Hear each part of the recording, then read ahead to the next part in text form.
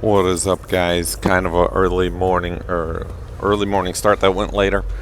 Watched this video on YouTube and I'm kind of scared, and it brought up a lot of good points. I'll put the video in the description below. You can have a look after we talk about this a little bit. Maybe it's something I should be concerned about, maybe not. But I kind of am. You know, it has to do with computers, and computers that are, like Elon Musk mentioned some frightening things about AI, right? And that old movie Eagle Eye. That's your homework. Watch this. I think it's like 20 years old by now. This movie called Eagle Eye. Might be like 15 years, but it's where a computer goes crazy and tries to kill a guy, and it's all based on protocol stuff. So these days, our cars are such computers. The new cars, and the frightening thing is they're connected to the internet, and the internet's connected to a server. Like you got all these phone apps, right? Like I got rid of that blue Tesla a while ago. I still can see it on the Tesla app, and I can see how charged it is. I can see where it's located. I can still access the cameras if I want. So why isn't it locking me out? You know what I mean? Because I guess I got to figure out what to push to get rid of I don't want it to pop up on my phone anymore. So, like, this video talks about where you plug in your phone to charge, and it connects your phone to the computer in the car, which is connected to the internet. And imagine if you're paying online payments with like Zelle or something, right? And we trust those type of things because we use like phones, computers that are highly protected. They got sophisticated teams of security personnel that constantly engineer systems to protect. So like from a big company such as like Microsoft, Google, or Apple, right? Those are the common phones. But if we have these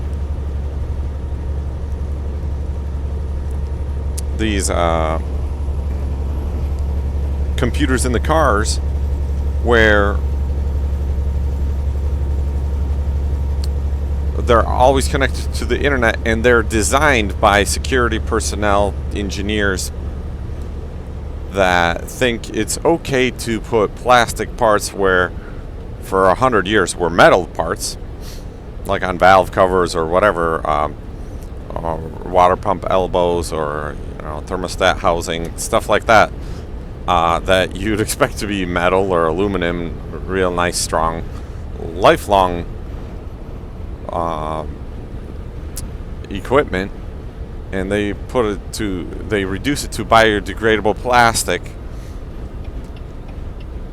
Would I want to trust that kind of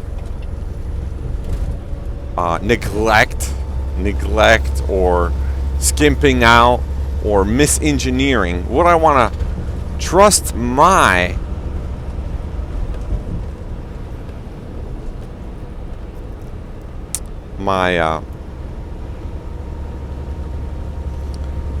private information to a computer designed by those same kind of people? So Dasha and I were talking about, maybe we should get a newer car, and I was like, if we get a newer car, the one with like a computer that can access your contacts and stuff like that, I'd like to never plug my phone into that one, and ask that you would never plug your phone into that car. Because once you do that, now your information is vulnerable to these same engineers that think plastic is better than aluminum or metal. So any hacker, right, Korean, Indonesian, Russian, any international hacker can hack a server, which is what most modern cars are connected to. All their cameras, microphone, all these computer network systems. I mean, can you believe someone pops out a headlight out of a car and connects to the local area network inside the car through the headlight computer and unlocks it and drives it away? I mean, have you seen those videos? I mean, this is just insane vulnerability.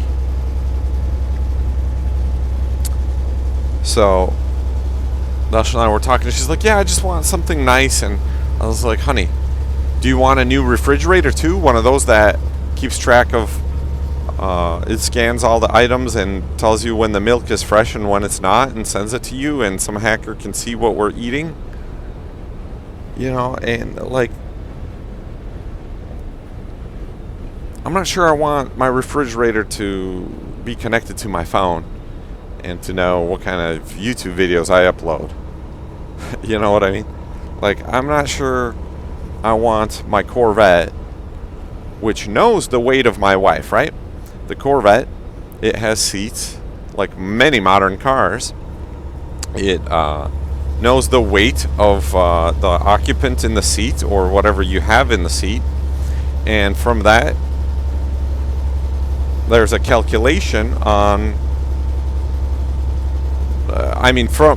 from that input of information and some other information, speed and maybe a G-force meter, accelerometer, that type of thing, can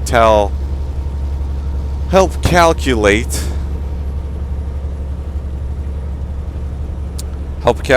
the amount of inflation needed for the airbag during a crash. So this is all well intended for stuff, but when I plug my phone in the Chevy Corvette, it automatically starts downloading all the contacts. And I was like, wait, I don't want that much. I don't want my Corvette to know that much about my phone. So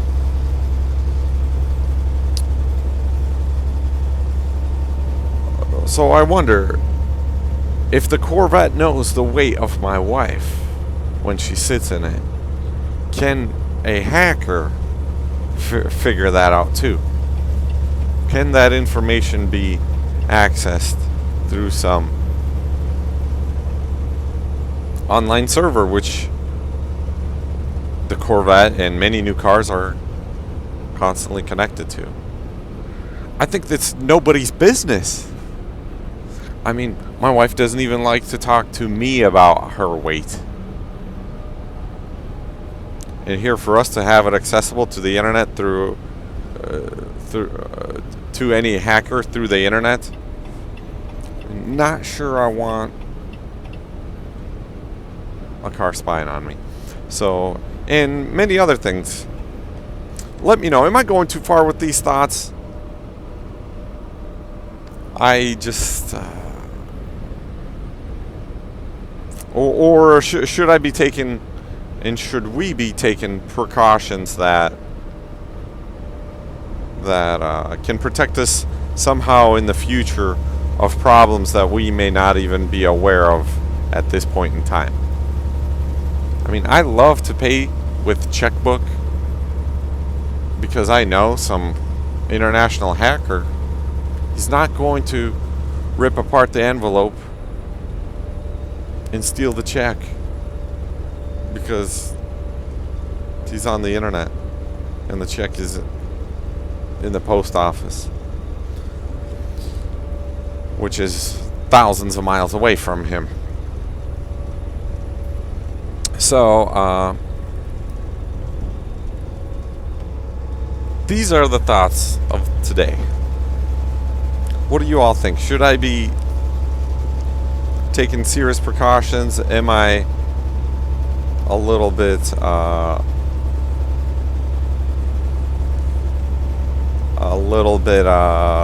over precautious? Or is all this computer stuff just going to go away like an old 745 BMW? Remember when those cars just came out and all the computer coolness they had? Is all this Apple CarPlay and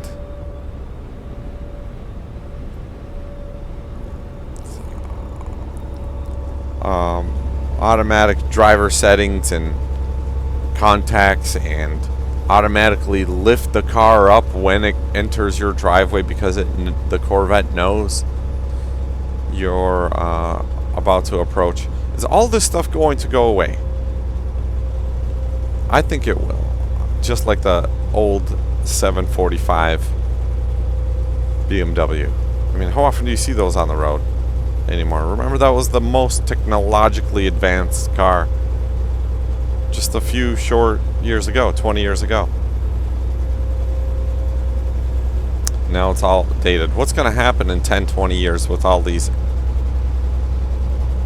modern computer conveniences? I mean, let's not forget, Bugatti Veyron does not have a computer screen on it. The Bugattis don't do that because they want their car to be timeless. Gauge clusters with precision accuracy of a aluminum needle or whatever they make it out of. Maybe titanium. I mean, something quality that will last for years and years to come. So yeah, watch that other video. Links in the description below. Come back and comment. I want to hear your thoughts on this.